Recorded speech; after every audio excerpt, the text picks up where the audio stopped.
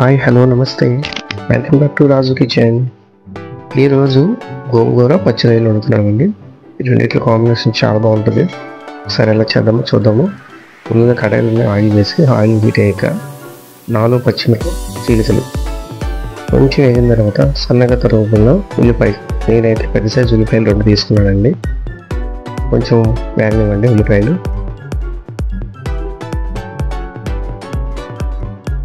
వేగే కదండి. ఇందులో 1 స్పూన్ అల్లం వెల్లుల్లి పేస్ట్ వేసాను.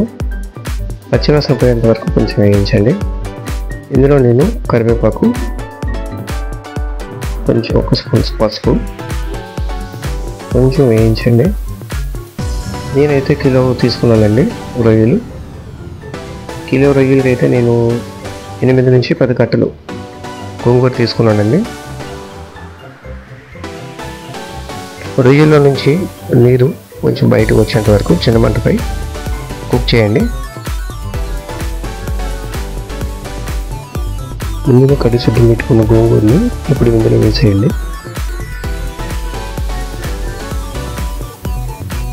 గోంగూర నుంచి వాటర్ కొంచెం బయటకు వచ్చేంత వరకు కుక్ చేయండి.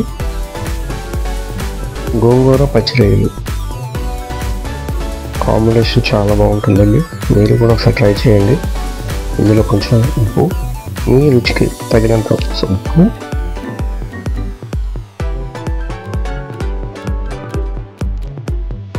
మూత పెట్టి ఒక 5 నిమిషాలు ఉడికించండి.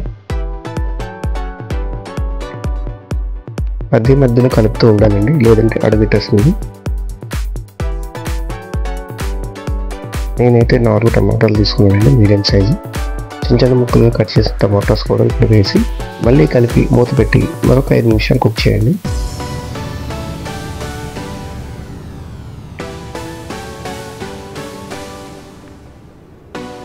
మధ్యలో కంపల్సరీ కలుపుతూ ఉండాలండి, లేదంటే అడుగొడుతుంది.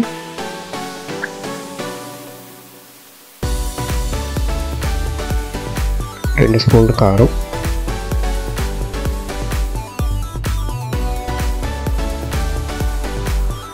1 టేబుల్ స్పూన్ ధనియాల పొడి, 1/2 టేబుల్ స్పూన్ జీలకర్ర పొడి, 1/2 టేబుల్ స్పూన్ గరం మసాలా ఇవన్నీ వేసి కొంచెం ఆయిల్లో వేగనియండి.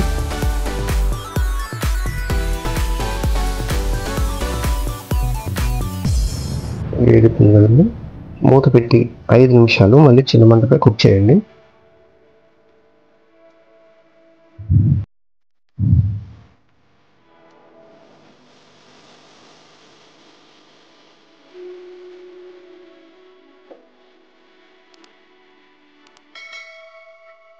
ఆయిల్ పైకి తేలే వరకు కుక్ చేయాలండి. ఆయిల్ పైకి తేలిందంటే 90% కుక్ అయిపోయినట్టే.